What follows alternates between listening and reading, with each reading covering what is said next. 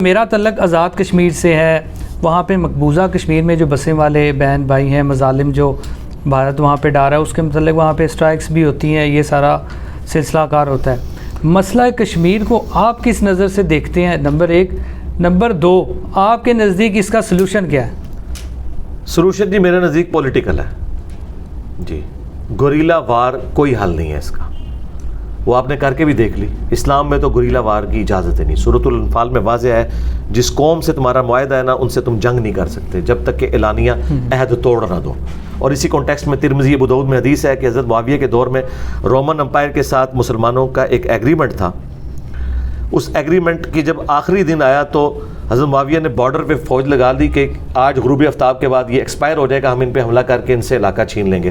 تو ایک صحابی گھوڑے کو ایڑی لگا کے مسلمانوں کی فوج کے سامنے آیا کہ میں تمہیں یہ کام نہیں کرنے دوں گا، کیونکہ نبی الاسلام نے فرمایا تھا جس قوم سے معاہدہ ہے نا، جب تک اوپنلی توڑیں گے نہیں اور انہیں جنگ کی تیاری کا موقع نہیں دیں گے، اس وقت تک آپ نے ان کے اوپر وار مسلط نہیں کرنی. یہی وجہ ہے کہ مولانا مودودی نے کشمیر جہاد کی مخالفت کی تھی 1948 میں. یہ نہیں کہ وہ یہ کہہ رہے تھے جہاد غلط ہے، وہ کہتے تھے جہاد کرنا ہے نا تو اوپن کرو. یہ نہیں ہے کہ اوپر سے آپ دوستی کیے ہوئے اور اندر سے آپ نے اپنی فوج ادھر تون دیا اور انہوں نے پکڑ کے یہاں پہ بلوچستان ہمارے ساتھ جو کچھ کیا ہے. کلبھوشن بھی آپ کو پتہ گرفتار ہوا. تو اس طرح کی گوریلا وار کی تو بالکل اجازت نہیں. سیدھی سی بات ہے، جنگ کرنی اوپن کرو. اور اگر اوپن نہیں کر سک رہے پھر پولیٹیکل محاذ کے اوپر انٹرنیشنل میڈیا میں آپ آواز کو اٹھائیں، پولیٹیکل سٹرگل کریں. اس طرح کے معاملات کا نقصان ہی ہوتا ہے. اور میں آپ کو بتاؤں، آپ کو تو ایک طرف کی پکچر پیش کی جاتی ہے. ہمارے سب سے زیادہ اسٹوڈنٹس اگر ہیں نا تو مقبوضہ کشمیر میں ہے. دنیا میں پہلے نمبر پہ اگر کام ہے نا ہماری دعوت کا، وہ مقبوضہ کشمیر میں. تو ہمارے پاس فرسٹ ہینڈ نالج وہاں کا موجود ہے. یہاں سے ایک مجاہد جا کے کارروائی ڈال کے آتا ہے، پیچھے سے سینکڑوں گھر کی وہ تلاشی لیتے ہیں، سینکڑوں بچوں کو جیلوں میں ڈال دیتے ہیں. تو کیا نکلا؟ ان لوگوں کی زندگی ہے جیرن کی. اور ابھی تو ان کو پتہ ہی نہیں ہے کہ جس اسلامی جمہوریہ پاکستان کے لیے وہ سب کچھ کر رہے ہیں وہاں کتنا سارا اسلام ہے. یہ ان کو پتہ چل جائے، اور جن کو پتہ چلتا ہے وہ کہتے ہیں توبہ. ٹھیک ہے، وہاں سکون سے ان کو رہنے دیں، پولیٹیکل سٹرگل وہ کریں. آج بھی مقبوضہ کشمیر میں انڈیا نے وہ بیسک رائٹس ان شہریوں کو دیے ہوئے ہیں، اکانومی کے پوائنٹ آف ویو سے، جابز کے پوائنٹ آف ویو سے، جو معذرت کے ساتھ شاید ہم نہیں دے سکے اپنے لوگوں کو. لیکن دوسری جانب انہوں نے وہ جو 35 ایئر ختم کیا، اس میں آپ کو پتہ ہے یار وہ ختم انہوں نے 60,000 سرکار وہ جو کیا ہے انہوں نے ختم کاغذی کاروائی ہے نا. اس سے پہلے بھی وہ علاقے کس کے پاس ہے؟ انڈیا کے پاس ہی ہے نا. یہ تو قانونی باتیں ہیں نا جی. وہ ختم کر دیا سرکار، جو ختم کیے بغیر بھی وہ ختم تھا. اس سے کیا ہو جائے گا؟ کچھ بھی نہیں ہونا. کیا اقوام متحدہ نے اسے لیجیٹمائز کر دیا؟ نہیں. وہ ہم قانوناً جنگ لڑیں گے کہ یہ غلط ہوا ہے، لیکن پریکٹیکلی تو مقبوضہ کشمیر انڈیا کے پاس ہے. چلیں جی میں آج مودی سے کہہ کے اس کو ختم کروا دیتا ہوں، اس کے بعد کیا کشمیر ہمیں مل جانا ہے؟ تو لک تو مشکار ہی ہے نا. چاہے آپ سر رکھیں تکیے والی سائڈ پہ، چاہے رکھیں پاؤں والی سائڈ پہ، آپ کی کمر تو درمیان میں رہے گی نا. اینڈ رزلٹ یہ ہے کہ چیز تو وہی ہے نا. یہ تو قانونی بحث ہے نا کہ یہ ہو گیا وہ ہو گیا، غلط ہوا. لیکن اس کے بغیر بھی کیا ان کو حقوق وہاں وہ والے ملے ہوئے تھے جو ہم چاہتے ہیں. لیکن جو ان کو ملے وہ تو یار ان کو سکون کی زندگی وہاں گزارنے دو. میرا تو یہ ہے، میں وہ جو یاسین ملک صاحب ہیں ان کی جد و جہد کو میں بالکل سلام پیش کرتا ہوں. یہی ایک طریقہ ہے اور انشاءاللہ تعالیٰ اسی میں سے کوئی خیر نکلے گا. یہ اسی طرح کا ایک سوال ہے، اسی کے ساتھ ریلیٹڈ ہے. آپ کیا سمجھتے ہیں کہ وزیر خارجہ بھی بھارت گئے ہیں، ایک کانفرنس تھی آپ کو پتہ ہوگا، جی. تو کیا ان کا جانا کشمیر میں اس وقت سوٹیبل ہے، یا جو مقبوضہ کشمیر بسنے والے لوگ ہیں وہ اس چیز کو اس لحاظ سے دیکھتے ہیں کہ پاکستان کے وزیر خارجہ کو اس طرح انڈیا میں نہیں آنا چاہیے تھا؟ ان کا جانا ملک کے لیے فائدہ مند ہے؟ یہ جذباتی باتیں ہیں جی. قرآن تو ایسا نہیں کہتا. قرآن تو یہ کہتا ہے کہ اگر آپ کا کسی قوم کے ساتھ معاہدہ ہے اور اس کافر قبیلے نے مسلمانوں کو قتل کر دیا ہے تو آپ ان کے ساتھ معاہدہ نہیں توڑیں گے. چند مسلمانوں کے پیچھے آپ سارے مسلمانوں کو تو نہیں اسٹیک پہ لگائیں گے. سورہ نساء پڑھ کے آپ دیکھ لیں، ان لوگوں نے قرآن نہیں پڑھا ہوا. اب اس کی وجہ سے جو باقی جو 20 کروڑ کے مسلمان ہیں جو انڈیا کے اندر، ان کا کیا قصور ہے کہ آپ ان کو تکلیف میں ڈال دیں؟ پھر اگلی بات، یہاں تو وہ لوگ بڑی جذباتی باتیں کرتے ہیں کہ جی وہاں وزیر خارجہ گئے ہیں اور ہمارے وزیر خارجہ مقبوضہ کشمیر کیوں نہیں گئے. مجھے بتائیں اگر انڈیا کا وزیر خارجہ پاکستان آئے، ہم اسے بلوچستانیوں کے جو لبریشن فرنٹ ہے ان سے ملانے کے لیے لے کے جائیں گے؟ بتائیں. تو جذباتی باتیں چھوڑیں. اچھا, انڈیا کے کسی فوجی کی ویڈیو لیک ہوتی ہے کہ وہ کہتا ہے کہ جناب ہمیں کھانا ٹھیک نہیں مل رہا, یہاں لوگ مذاق اڑاتے ہیں, اور اگر انڈین فوج اس کو فارغ کر دے, کہتے ہیں زیادتی ہوئی ہے. آپ کا کوئی فوجی یہ حرکت کرے اور انڈیا میں ویڈیو چلے, آپ نہیں اپنے فوجی کو فارغ کریں گے؟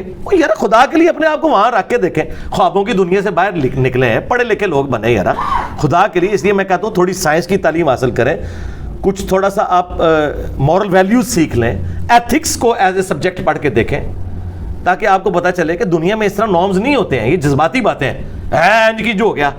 یہی وہ چیز ہے جس نے اسلام کو بدنام کیا ہے. آج جو غیرت کے نام کے اوپر قتل کرتے ہیں ہمارے قبائلی علاقوں میں لوگ, تو وہ بھی یہی کہتے ہیں جی ساڑی کڑی نس گئی. تو کیا اسلام نے کسی لڑکی کے بھاگ جانے کے اوپر یہ سزا رکھی ہے کہ اسے قتل کر کے اس کی زندگی اسے چھین لو؟ تو تم اللہ سے بڑے کوئی دین کے ٹھیکیدار بنے ہوئے ہو نعوذ باللہ, یا رسول اللہ سے بڑے بنے ہوئے ہو خدا کے لیے. اور نہیں جی یہ ساڑی غیرت کا مسئلہ ہے, اور چھوڑ دے تیری غیرت.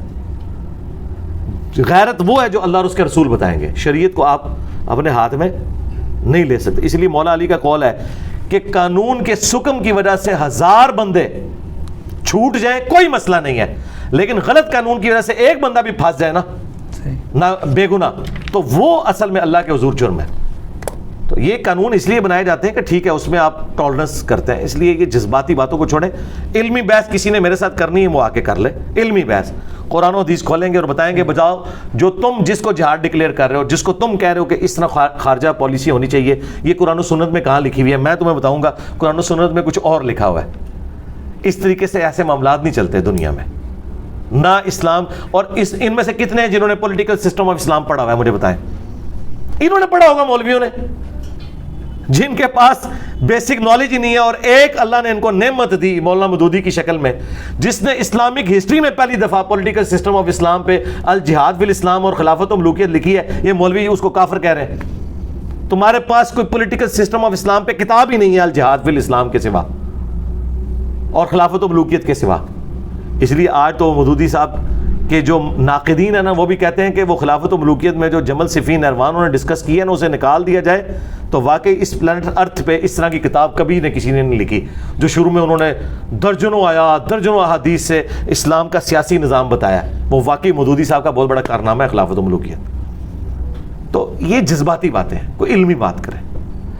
ابھی آ جاتے ہیں آپ کی تھوڑی پرسنل لائف. آپ نے تھوڑا ذکر تو کیا ہے کہ مشکلات ہوتی ہیں, لیکن پھر بھی اگر آپ کو کہیں جانا پڑ جائے, لوگ آپ کو پہچانتے ہیں, زیادہ تر جو آپ کے حامی ہوتے ہیں یا مخالف ہوتے ہیں؟ ابھی تک کا کوئی ایسا تجربہ رہا ہو؟ نہیں, آج تک کوئی مخالف نہیں ملا, ہمیشہ حامی ملے ہیں جی. میں کیوں کہوں, یہ مخالف آپ کو صرف یوٹیوب پہ نظر آتے ہیں. عام عوام تو محبت کرتی ہے نا, اللہ کا شکر ہے, تو چاہنے والے ملے ہیں. آج تک کوئی مخالف نہیں ملا. اللہ خریداری کرتے ہیں مارکیٹ میں جا کے؟ ہاں جی, خریداری بھی کرتا ہوں میں, دوسرے شہروں میں بھی جاتا ہوں, انڈکلیئرڈ جاتا ہوں. ہاں میری آواز سے کوئی پہچان لے تو پھر سیلفی کے لیے ضد کرتے ہیں. تو پھر پہلے تو میں نہیں, اب میں یہ کہتا ہوں ٹھیک ہے یار کھینچ لو. تو اللہ کا شکر ہے مخالف کبھی کوئی نہیں ملا, اور اگر مخالف بھی کوئی ملے تو وہ بھی تصویر میرے ساتھ ضرور کھنچواتا ہے. ہاں یہ یار یہ یوٹیوب اور سوشل باہر جس طرح آپ کو پتہ ہے نا, کراچی کے باہر کے لوگ سمجھتے ہیں کراچی میں ہر گھر میں کوئی نہ کوئی قتل ہو رہا ہے. کراچی کے لوگ آتے ہیں وہ کہتے ہیں یار ہم بھی آپ کی طرح میڈیا سنتے ہیں, ہم تو سکون سے رہ رہے ہیں. اچھا یورپ امریکہ میں لوگ جب پاکستان کے حالات دیکھتے ہیں تو وہ سمجھتے ہیں کہ ہر گلی میں ادھر کوئی غازی علم الدین ہے, کوئی ممتاز قادری ہے, اور پتہ نہیں لوگ قتل. کوئی ایسا ہے مجھے بتائیں؟ وہ یہ سوشل میڈیا پہ گلے پھاڑنے کی وجہ سے نا لوگ یہ سمجھتے ہیں کہ پتہ نہیں کیا ہو گیا ہے. ایسا کچھ بھی نہیں ہوتا میرے بھائی. میں جس گلی میں رہ رہا ہوں نا, اس گلی میں بریلویوں کی مسجد بھی ہے, دیوبند کی بھی ہے, اہل حدیث کی بھی ہے, شیعہ کی مسجد بھی ہے, اور ایون کچھ فاصلے پہ قادیانیوں کی عبادت گاہ بھی ہے. اور ہمارا ایک دوسرے کے ساتھ ملنا جلنا ہے, سلام دعا ہم کرتے ہیں. اور یہ گاڑ ہے بریلویت کا جہلم شہر. کبھی کوئی ایکٹیویٹی پرفارم نہیں ہوئی, کسی نے بدتمیزی سے اوئے کہہ کے بلایا بھی نہیں ہے. ہاں یہ ضرور ہے کہ کوئی زیادہ غصہ کھاتا ہے, میں سلام کرتا ہوں جواب نہیں دیتا, لیکن یہ نہیں ہوا کہ کبھی نے کسی نے بدتمیزی بھی کی. ایسا ہوتا نہیں ہے یار, ہماری سوشل ویلیوز کوئی ایسی ٹوٹ نہیں گئی ہے. ہاں سوشل میڈیا پہ تو بہت کچھ ہو رہا ہے, وہ سوشل میڈیا کی حد تک ہے, پریکٹیکلی ویسے نہیں. جیسے سوشل میڈیا پہ آپ کو ہر بندہ جو ہے نا وہ نظر آئے گا کو بہت بڑا افلاطون بنتے ہوئے اور فوج کے خلاف باتیں کرتے ہوئے, لیکن پریکٹیکل لائف میں کیا لوگ فوج کو گالیاں دے رہے ہوتے ہیں؟ نہیں, فوجیوں کی گاڑی گزرتی ہے لوگ سروٹی مار رہے ہوتے ہیں نا. تو یہ ایک ایویں تھیوریٹیکل چیز ہے, پریکٹیکلی ज़िंदगी सुकून से अल्लाह के फजल से। मौलवियों के बारे में आप बहुत सारी बातें कर चुके हैं, चलें हमारे भी व्यूवर्स और नाज़रीन के लिए ये बात बता दें कि मौलवी इतनी आपकी मुखालफत क्यों कर रहे हैं और इतनी मुखालफत के बावजूद आप इसी काम पे लगे हुए हैं? क्यों कर रहे हैं तो मौलवी बताएंगे, क्योंकि वो कर रहे हैं। मुझसे तो आप ये पूछें कि वो इतनी मुखालफत करते हैं तो आप उन्हें चंदा क्यों देते हैं, आप उनके पीछे नमाज़ें क्यों पढ़ते हैं? इसलिए एक मुझे शरीयत का हुक्म है कि जिस तरह के भी हों नमाज़ें इनके पीछे पढ़नी है। अब वो क्यों कर रहे हैं तो इस पे तो मेरी असेसमेंट ही हो सकती है ना, वो हो सकता है उनको बुरी लग जाए। मैं समझता हूँ उसकी वजह सिर्फ एक है कि उनके फ़िरकों का नुकसान हुआ है।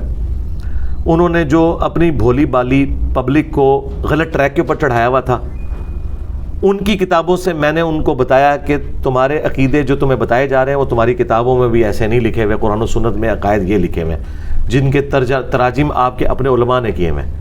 उसकी वजह से जब मौलवी उनसे जाके मसला पूछते हैं वो गलत बताते हैं, वो कहते हैं नहीं बुखारी में तो ये लिखा है, तो मौलवी उस पर गुस्सा खाने की बजाय कहता है मुझे पता लग गया कि स्टेशन तू बोल रहे हैं। तो मेरा ख्याल है मौलवी अगर बोलना और चीखना छोड़ दें तो इनके हक़ में बेहतर है। मैं आपको बताऊं, अगर ये चीखेंगे इनका ज़्यादा नुकसान होगा।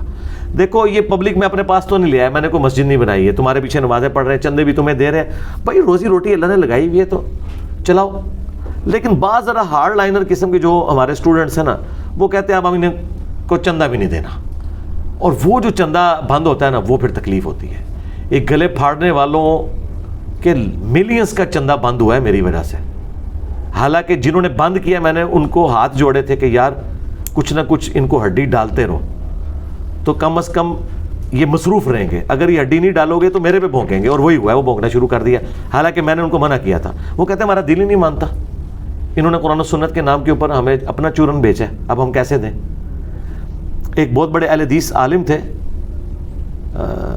गुजरांवाला में, तो उन्हें मिलने के लिए हमारे एक स्टूडेंट गए, उन्हें नहीं पता था ये हमारे स्टूडेंट हैं। उन्होंने खुद बताया कि जब मैं मस्जिद में एंटर हुआ तो वो अपने स्टूडेंट से बात कर रहे थे कि इस दफ़ा इंजीनियर की वजह से मैंने 5 लाख का नुकसान हुआ है, इस दफ़ा इंजीनियर की वजह से मुझे 5 लाख का नुकसान हुआ है। और पाकिस्तान लेवल के आलिम दीन है, मैं नाम नहीं लेता फिर बिल्कुल पर्सनल बात हो जाएगी, उन्हें यह भी पता चल जाएगा कि बात बताई किसने।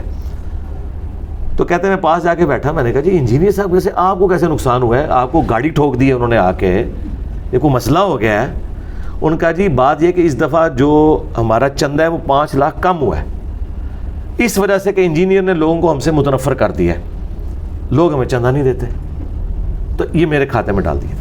मुझे बताएं अगर मैंने मुतनफ़र किया है तो चंदा मैं तो नहीं ले रहा, मेरी तो आज भी कुर्बानी की एक खाल बरेलवियों की मस्जिद में जाती है, एक अहले हदीस की मस्जिद में जाती है। ये मैं आपको हैरान कुन बात बता रहा हूँ। अगर हमने 4 कुर्बानियाँ की हैं तो 2 बरेलवियों को देते हैं, 2 अहले हदीसों को देते हैं, और दोनों की मसाजिद में मेरे खिलाफ कॉन्फ्रेंसेस होती हैं, अभी भी हो रही हैं, अभी ताज़ा हुई हैं। लेकिन अल्लाह के फजल से इस बड़ी ईद जो आने वाली है इस पर भी खाल जाएगी उसी मस्जिद में मेरी, क्योंकि मैंने क्या करना है उस खाल का, ठीक है, मैंने चंदे तो इन्हीं को देने, तो अल्लाह का शुक्र है मुझे तो कोई फ़र्क नहीं पड़ता। बहुत शुक्रिया। ये थे इंजीनियर मोहम्मद अली मिर्ज़ा। हमने कोशिश ये की है कि जो सवालात लोग अमूमन सोशल मीडिया पे या कमेंट्स की सूरत में या हमें मिल के पूछते थे वो हमने इनके सामने रखे हैं। मजहबी लिहाज से, इस्लामी लिहाज से इनकी वीडियोस यूट्यूब पे पड़ी हैं, आप वो टॉपिक लिखें जो आपके जहन में है वो आ जाएगा। मैंने कोशिश की है ज़रा जो रीसेंट हालात हैं सियासत पे, मसला कश्मीर पे हमारे लोग देखना चाहते हैं क्योंकि बैरून ममालिक भी लोग मौजूद हैं, वो सवाल भी मैंने इनके सामने रखे, इनके व्यूज़ आपने जाने हैं। इसी के साथ अयाज शाह को दीजिए इजाज़त। अल्लाह निगहबान।